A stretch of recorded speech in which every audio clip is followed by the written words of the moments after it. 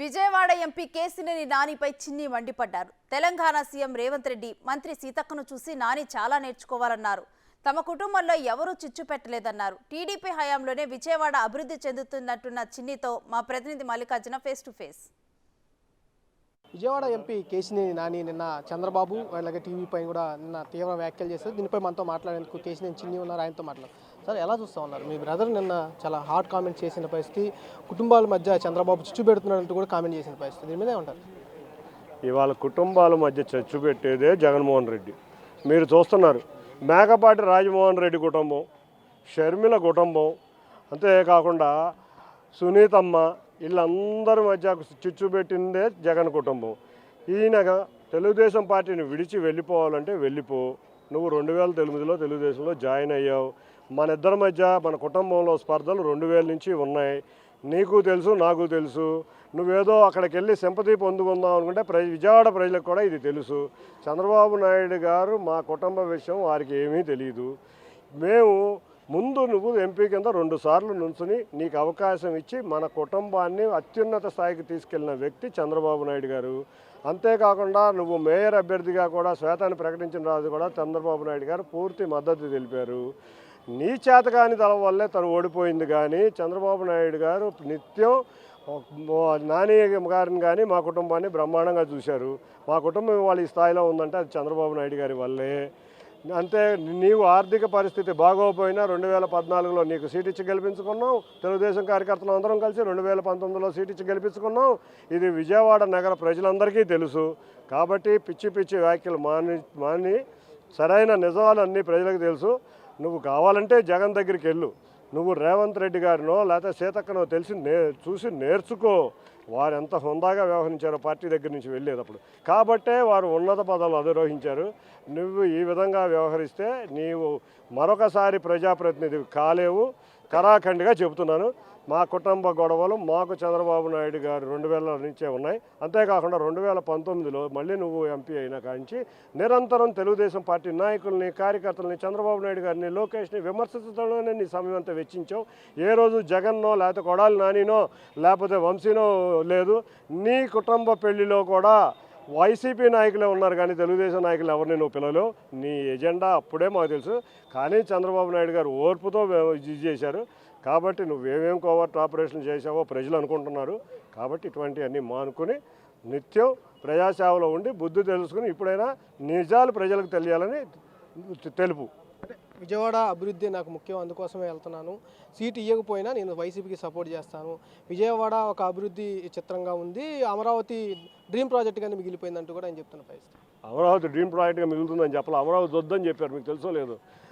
ఆంధ్రప్రదేశ్ ప్రజలందరూ ముక్తకంఠంతో అమరావతి కావాలనుకుంటుంటే ముఖ్యంగా ఎన్టీఆర్ జిల్లా ప్రజలు నువ్వు అవమానించావు. ఎందుకంటే అందరు ప్రజలు ఎప్పుడెప్పుడు అమరావతిని చూద్దామని చూస్తుంటే నువ్వు అమరావతి ఎందుకు అంటావా? ఇదేం దౌర్భాగ్యం. నువ్వు అసలు విజయవాడ ప్రజలు నువ్వు అవమానిస్తున్నావు. ఇటువంటి అవమానకర వ్యాఖ్యలు మరొకసారి చేయలేదు. మేము అందరికీ అమరావతి కావాలి, నెంబర్ 1. రెండోది, విజయవాడ నగర డెవలప్మెంట్ మీరు చూశారు. తెలుగుదేశం ప్రభుత్వంలో 2014 నుంచి 19 సమయంలో కనకదుర్గమ్మ ఫ్లైఓవర్ వచ్చింది. ఈ 34 రోడ్లు విజయవాడలో డబుల్ రోడ్లు అయినాయి. ఎప్పుడో సన్నటి రోడ్లుగా ఉండే రోడ్లు కూడా 2014 నుంచి 19 ఒక్క తట్టెడు మట్టి కూడా జగన్ ప్రభుత్వం గురించి పొగుడుతా అభివృద్ధి చేసిన విజయవాడను అభివృద్ధి చేసిన తెలుగుదేశాన్ని ప్రభుత్వం విమర్శిస్తున్నామంటే ఇంతకన్నా సిగ్గు చేయడం ఇంకోటి లేదు. ఇంకో అదే కాకుండా సార్, ఏదైతే చంద్రబాబుకు సంబంధించి పెద్ద మోసగాడు అంటూ కూడా ఆయన వ్యాఖ్యానించిన పరిస్థితి, ఈ స్థానికంగా ఈ ఏపీ రాజకీయాలకు పనికిరాడంటూ కూడా ఆయన వ్యాఖ్యానించిన పరిస్థితి. నీలాంటి వ్యక్తుల వ్యాఖ్యలు ఇవాళ మీరు చంద్రబాబు నాయుడు గారిని దొంగ కేసు పెట్టి అరెస్ట్ అయితే 100 దేశాల్లో ప్రజలు ఆయన ఎప్పుడెప్పుడు వస్తున్నారు, ఎప్పుడు ఉంటున్నారు అని మహిళలు ముఖ్యంగా 2-3 రోజులు భోజనాలు మానేసి బాధపడిన రోజులు చూసాం. ఇవాళ ప్రజలు చంద్రబాబు నాయుడు గారిని ఎప్పుడు ముఖ్యమంత్రి చేసుకుందామని రాష్ట్రంలో కాదు దేశంలో ప్రజలు ఎదురు చూస్తున్నారు. ఇవాళ మన తెలంగాణ ఎలక్షన్ జరిగితే ప్రతి ఒక్కరూ చంద్రబాబు నాయుడు గారి గురించి మాట్లాడుకుంటున్నాం. ఆయన కర్ణాటకలో, బెంగళూరులో కానీ, లేకపోతే మహారాష్ట్రలో కానీ, లేకపోతే గుర్గాంలో కానీ ఆయన అరెస్ట్ సందర్భంగా నిరసన ప్రదర్శనలు చూస్తాం. నువ్వెంత ఆయన స్థాయి ముందు, లేకపోతే లోకేష్ను విమర్శిస్తావు. ఆయన 1,00,000 మందితో యువగళం పాదయాత్ర చేసి రాష్ట్రం అంతా తిరిగి ప్రజల సమస్యలను తెలుసుకుని ఒక గొప్ప నాయకుడిగా ఉద్భవిస్తే నువ్వు ఈ యొక్క అహంభావంతో ఆయన విమర్శిస్తావా? ఆయన వల్లే ఇవాళ ఎన్నో సాఫ్ట్వేర్ సంస్థలు మీరు చూస్తే విజయవాడ నగరంలో ఒక హెచ్సిఎల్ వచ్చిందంటే లోకేష్ గారి వల్లే 5,000 మంది ఉద్యోగాలు చేస్తున్నారు. ఒక్క ఉద్యోగం ఇవ్వలేని జగన్ ప్రభుత్వాన్ని నువ్వు పొగుడుతా, ఏమీ చేయని ప్రభుత్వాన్ని పొగుడుతా, అభివృద్ధి చేసిన చంద్రబాబు నాయుడు గారి ప్రభుత్వాన్ని విమర్శిస్తాం. నీ యొక్క ఇన్నర్ ఎజెండా అందరికీ అర్థమవుతుంది. విజయవాడ ప్రజలు, ఎన్టీఆర్ జిల్లా ప్రజలు ముఖ్యంగా నువ్వు అమరావతిని వద్దనుకున్నప్పుడే నీకు అసహ్యం వేసింది. కాబట్టి నువ్వు తప్పక ప్రజాక్షేత్రంలో నీ ఘోర పరాజయం చూడబోతున్నావు. ఎన్టీఆర్ జిల్లాలో 60% టీడీపీ నేను ఖాళీ చేయబోతున్నాను కూడా కామెంట్ చేసింది.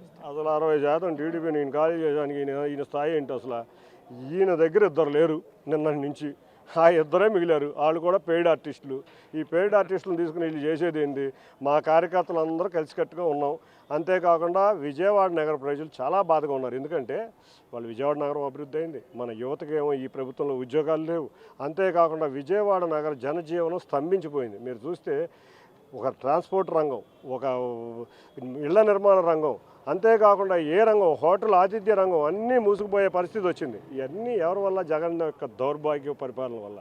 అటువంటి వ్యక్తిని పొగుడుతున్నావు, నీకు కూడా అటువంటి దౌర్భాగ్య పరిస్థితి వస్తుందని మేము తెలియజేసుకుంటున్నాం. ఏదైతే తన కుటుంబానికి సంబంధించి చంద్రబాబు చిచ్చు పెట్టాడంటూ చేసిన కామెంట్స్ని ఆయన ఖండిస్తూ ఉన్నారు. మా కుటుంబానికి సంబంధించి 2000 సంవత్సరంలోనే మా కుటుంబ కలహాలు ఉన్నాయని కూడా ఆయన చెబుతున్న పరిస్థితి కనిపిస్తూ ఉంది. లోకేష్ని, చంద్రబాబును విమర్శించే స్థాయి మా కుటుంబానికి కూడా లేదంటూ కూడా ఆయన వ్యాఖ్యానిస్తూ ఉన్నాడు. అంతేకాకుండా విజయవాడ అభివృద్ధి చెందిందంటే టీడీపీ టైంలో మాత్రమే అభివృద్ధి చెందింది. విజయవాడ ఈ వైసీపీ కాలంలో కూడా ఒక తట్టిడి మట్టి కూడా వేయలేదంటూ కూడా ఆయన కామెంట్ చేస్తున్న పరిస్థితి కనిపిస్తూ ఉంది. అలాగే 60% ఏదైతే కామెంట్ చేశారో టీడీపీ ఖాళీ అవుతుందంటూ కూడా ఆయన చేసిన వ్యాఖ్యలు కూడా ఖండిస్తూ ఉన్నారు.